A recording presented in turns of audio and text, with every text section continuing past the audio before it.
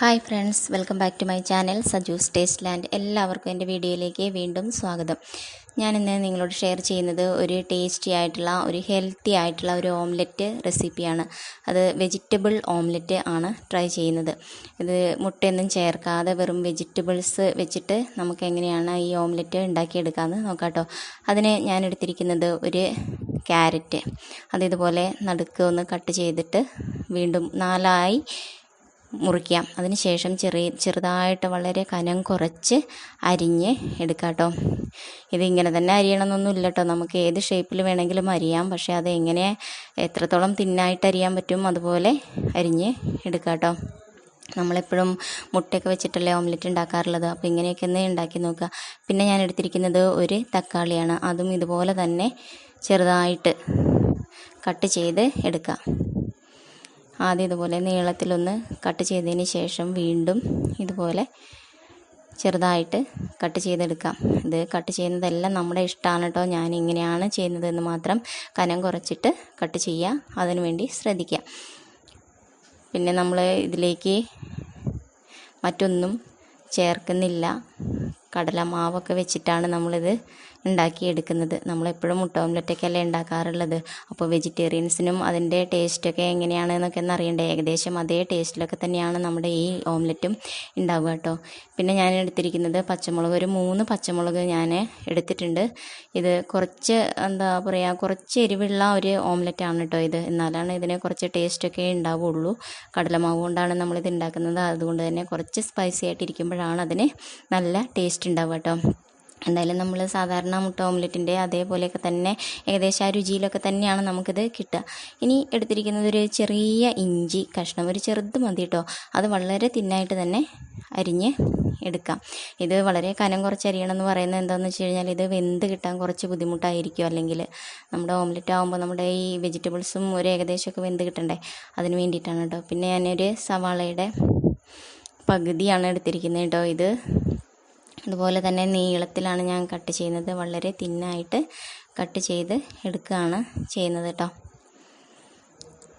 കണ്ടില്ലേ. ഇനി നമുക്ക് ഇതിലേക്ക് കുറച്ച് മല്ലിയില നന്നായി കഴുകി വൃത്തിയാക്കി എടുക്കണം കേട്ടോ. അതിൽ ഒരുപാട് വിഷമൊക്കെ ഉള്ളതാണ്, നമ്മൾ പുറത്തുനിന്ന് വാങ്ങുന്നതൊക്കെ ആണെന്നുണ്ടെങ്കിൽ കുറച്ച് വിഷാംശമൊക്കെ കൂടുതലുള്ള ഒന്നാണ് ഈ മല്ലിയില എന്നൊക്കെ പറയുന്നത്. അപ്പോൾ നന്നായിട്ട് കഴുകി വൃത്തിയാക്കി എടുക്കുക കേട്ടോ, വിനാഗിരി വെള്ളത്തിലൊക്കെ ഇട്ടിട്ട്. പിന്നെ നമ്മുടെ ഓംലെറ്റിന് ഈ മല്ലിയില നിർബന്ധമായിട്ടുള്ള ഒന്നാണ് കേട്ടോ, അതുകൊണ്ട് അത് സ്കിപ്പ് ചെയ്യാൻ പാടില്ല. പിന്നെ ഞാൻ എടുത്തിരിക്കുന്നത് ഒരു 3 സ്പൂണ് കടലമാവാണ്. ഇതുപോലെ ഒരു സ്പൂണിന് 3 സ്പൂണ് കടലമാവാണ് എടുത്തിരിക്കുന്നത്. ഇനി നമ്മൾ ഇതിലേക്ക് അരിഞ്ഞു വെച്ചിരിക്കുന്ന വെജിറ്റബിൾസ് എല്ലാം നമുക്കിതിലേക്ക് ആഡ് ചെയ്ത് കൊടുക്കാം കേട്ടോ. തക്കാളി, അതുപോലെ തന്നെ പച്ചമുളക്, പിന്നെ ഇഞ്ചി, സവാള, ക്യാരറ്റ് എല്ലാം നമുക്കിതിലേക്ക് മിക്സ് ചെയ്ത് കൊടുക്കാം കേട്ടോ. മല്ലിയില എല്ലാം. ഇനി ഇത് നന്നായിട്ട് ആവശ്യത്തിനുള്ള ഉപ്പ് കൂടി ചേർത്തിട്ട് നമുക്ക് നന്നായിട്ട് മിക്സ് ചെയ്ത് യോജിപ്പിച്ച് എടുക്കണം കേട്ടോ. സവാള ഇടുമ്പോൾ അതിലിങ്ങനെ ഒന്ന് വിടർത്തി ഇടാൻ നോക്കുക, അത് സെപ്പറേറ്റായിട്ട് കിടക്കുന്ന രീതിയിലേക്ക് ഒന്ന് ഇട്ട് കൊടുക്കുക.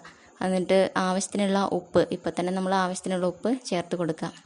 എന്നിട്ട് നന്നായിട്ട് മിക്സ് ചെയ്യണം കേട്ടോ, നല്ലതുപോലെ മിക്സ് ആവണം, എന്നാലാണ് നമ്മുടെ ഓംലെറ്റിന് ടേസ്റ്റ് ഉണ്ടാവുള്ളൂ കേട്ടോ. ഇനി കുറച്ച് വെള്ളം, ആദ്യം കുറച്ച് വെള്ളം ഒഴിക്കാൻ പാടുള്ളൂ. പിന്നെ പാകം നോക്കിയിട്ട് വീണ്ടും കുറേശ്ശെ വെള്ളം ചേർത്ത് കൊടുക്കാം. നന്നായിട്ട് ഇളക്കി യോജിപ്പിക്കണം കേട്ടോ. ഇത് പൊങ്ങി വരാൻ വേണ്ടിയിട്ടാണ്, നമുക്ക് നമ്മുടെ ഓംലെറ്റിന് കുറച്ച് സോഫ്റ്റും അതുപോലെ തന്നെ നന്നായിട്ട് സാധാരണ നമ്മൾ മുട്ട ഉണ്ടാക്കുന്നത് പോലെ തന്നെ പൊങ്ങി വരാനൊക്കെ ആയിട്ട് നമുക്കിത് നന്നായിട്ട് മിക്സ് ചെയ്ത് ഇളക്കി നന്നായിട്ട് യോജിപ്പിക്കണം, എന്നാൽ ആ പരുവത്തിലേക്ക് നമുക്കത് കിട്ടുള്ളൂ കേട്ടോ. ഇനി കുറച്ചും കൂടി വെള്ളം നമുക്കിതിലേക്ക് ചേർത്ത് കൊടുക്കണം, ഇത്രയായാൽ ശരിയാവില്ല, അതിൻ്റെ ആ പരുവം കിട്ടില്ല. അപ്പോൾ കുറച്ചുകൂടി വെള്ളം നമുക്കിതിലേക്ക് ചേർത്ത് കൊടുത്തിട്ട് നന്നായിട്ട് ഇളക്കി വീണ്ടും മിക്സ് ചെയ്തെടുക്കുക. കണ്ടില്ലേ, ഇപ്പോൾ വെള്ളം പാകമായിട്ടുണ്ട്. ഇനി ഇത് 1 മണിക്കൂർ നേരം ഞാൻ റെസ്റ്റ് ചെയ്യാൻ വെക്കുന്നുണ്ട് കേട്ടോ. അങ്ങനെ വെക്കണം, എന്നാലാണ് അത് നമ്മുടെ ഓംലെറ്റ് സോഫ്റ്റായി കിട്ടുള്ളൂ. ഇപ്പോൾ നിങ്ങൾക്ക് കാണാൻ പറ്റുന്നുണ്ടാവും, നമ്മുടെ ഈ കൂട്ട് ജസ്റ്റ് ഒന്ന് പൊങ്ങി വന്നിട്ടുണ്ട്, അവിടെ ഇവിടെയൊക്കെ ആയിട്ട് കുമിളകളൊക്കെ വന്നിട്ടുണ്ട്. നിങ്ങൾക്ക് കാണാൻ പറ്റുന്നുണ്ടായിരിക്കും, അത് ചെറുതായിട്ട് ഇങ്ങനെ കുമിളകളൊക്കെ ഇങ്ങനെ വന്നിട്ടുണ്ട്. അപ്പോൾ അങ്ങനെ തന്നെ ചെയ്തെടുക്കുക. നന്നായിട്ട് ഒന്നുകൂടെ മിക്സ് ചെയ്ത് എടുക്കുക കേട്ടോ. നല്ല ടേസ്റ്റി ആയിട്ടുള്ള ഒന്നാണ് കേട്ടോ ഇത് നമ്മൾ ചോറിൻ്റെ കൂടെ കണ്ടോ നന്നായിട്ട് പതഞ്ഞ് വന്നത് നിങ്ങൾക്ക് കാണുന്നില്ലേ.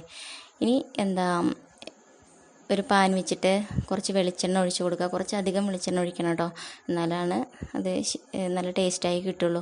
എന്നിട്ട് നന്നായിട്ട് ചൂടായതിന് ശേഷം മാത്രം നമ്മുടെ ഈ കൂട്ട് ഇതിലേക്ക് ഒഴിച്ചു കൊടുക്കുക. ഇനി നമ്മൾ സാധാരണ ഓംലെറ്റ് എങ്ങനെയാണോ ഉണ്ടാക്കുന്നത് അതുപോലെ തന്നെ നമുക്കത് ഉണ്ടാക്കിയെടുക്കുക. അപ്പോൾ കണ്ടല്ലേ, എണ്ണ നന്നായിട്ട് ചൂടായിട്ടുണ്ട്. ഇനി നമുക്ക് നമ്മുടെ ഈ കൂട്ട് ഇതിലേക്ക് ഒഴിച്ചു കൊടുക്കുക കേട്ടോ. എന്നിട്ട് ഒന്ന് ചുറ്റിച്ച് കൊടുക്കുക. നമ്മുടെ ഈ പാനിൽ എല്ലായിടത്തും ആവുന്ന രീതിക്ക് ചുറ്റിച്ച് കൊടുക്കുക. നല്ല ഷേപ്പിൽ കിട്ടാൻ വേണ്ടിയിട്ട് ഒന്ന് ചുറ്റിച്ച് കൊടുക്കുക. അതുപോലെ തന്നെ നമ്മുടെ അതിലേക്ക് ഇട്ടിരിക്കുന്ന വെജിറ്റബിൾസ് എല്ലാം ഇപ്പോൾ നടുക്കല്ലേ കിടക്കുന്നത്, അതെല്ലാം എല്ലാ സൈഡിലേക്ക് ആവുന്ന തരത്തിൽ നമുക്കൊന്ന് നീക്കിയിട്ട് കൊടുക്കാവുന്നതാണ് കേട്ടോ. എന്നാലേ ഉള്ളൂ ആ വെജിറ്റബിൾസൊക്കെ നന്നായിട്ട് വെന്ത് കിട്ടുള്ളൂ. എന്നിട്ട് നമുക്കിത് ഒന്നിൽ നമ്മളിത് മൂടി വെച്ചിട്ട് വേവിച്ചെടുക്കാം, അല്ലെങ്കിൽ ഇത് ഇങ്ങനെ തന്നെ വെച്ചിട്ട് കുറച്ച് ടൈം എടുക്കും. ഇത് കുറച്ച് ടൈം എന്ന് വെച്ച് കഴിഞ്ഞാൽ കുറച്ചൊരു 5 മിനിറ്റൊക്കെ എടുക്കും ഇത് ആയി കിട്ടാൻ. സാധാരണ ഓംലെറ്റ് ആവുന്ന രീതിക്ക് അത്ര പെട്ടെന്ന് വെന്ത് കിട്ടില്ല. ഇത് ഇനി ഒന്നിൽ അടച്ച് വെച്ചിട്ട് വേവിക്കുക, അല്ലെങ്കിൽ ഇങ്ങനെ തന്നെ വേവിച്ചിട്ട് ഒന്ന് മറിച്ചിട്ടിട്ട് വീണ്ടും ഒന്ന് വേവിച്ചെടുക്കാവുന്നതാണ് കേട്ടോ. നന്നായിട്ട് ഇങ്ങനെ വെജിറ്റബിൾസ് എല്ലാം എല്ലാ സൈഡിലേക്ക് ആവുന്ന രീതിക്ക് ഇട്ട് കൊടുക്കുക. പിന്നെ ഇത് നമ്മുടെ ചോറിൻ്റെ കൂടെ കഴിക്കാൻ അത്ര വലിയ ടേസ്റ്റ് ഒന്നും ഉണ്ടാവില്ല കേട്ടോ. മാത്രമല്ല ഇത് ചൂടോടെ കഴിക്കണം, അപ്പോഴാണ് ഇതിന് ടേസ്റ്റ് കൂടുതലായിട്ട് ഉണ്ടാവുക. അപ്പോൾ നിങ്ങൾക്ക് കാണാൻ പറ്റുന്നുണ്ടാവും നമ്മുടെ ഈ ഓംലെറ്റ് ഒന്ന് പൊങ്ങി വന്നിട്ടുണ്ട്. സാധാരണ ഓംലെറ്റ് ഉണ്ടാക്കുന്ന പോലെ തന്നെ ഒന്ന് പൊങ്ങി വന്നിട്ടുണ്ട്. നല്ല ടേസ്റ്റി ആയിട്ടുള്ള ഒന്നാണ് കേട്ടോ ഇത്. ഞാനിത് ഉണ്ടാക്കുന്നത് നമ്മുടെ 4 മണി ചായയുടെ കൂടെ കഴിക്കാൻ വേണ്ടിയിട്ടാണ് ഞാനിത് ഉണ്ടാക്കിയിരിക്കുന്നത്. ചോറിൻ്റെ കൂടെ നമുക്ക് സാധാരണ മുട്ട ഓംലെറ്റ് കഴിക്കുന്ന ടേസ്റ്റ് നമുക്കിത് അങ്ങനെ തോന്നില്ല. അപ്പോൾ ചായേൻ്റെ കൂടെ ആണെങ്കിൽ നല്ല ടേസ്റ്റാണ് കണ്ടോ, നല്ല ചൂടായിട്ട് നിങ്ങൾക്ക് കാണാൻ പറ്റുന്നില്ലേ ആവിയൊക്കെ പോകുന്നത്. അപ്പോൾ നിങ്ങൾക്ക് എല്ലാവർക്കും ഈ റെസിപ്പി ഇഷ്ടമായിട്ടുണ്ടാവുമെന്ന് വിചാരിക്കുകയാണ്. ഇഷ്ടമായിട്ടുണ്ടെങ്കിൽ ലൈക്ക് ചെയ്യുക, മാത്രമല്ല കമൻറ്റുകളൊക്കെ അറിയിക്കുക, ചാനൽ സബ്സ്ക്രൈബ് ചെയ്യുക കേട്ടോ. പിന്നെ എല്ലാവർക്കും അടുത്ത വീഡിയോയിൽ കാണുന്നത് വരെ താങ്ക് യു, ബൈ.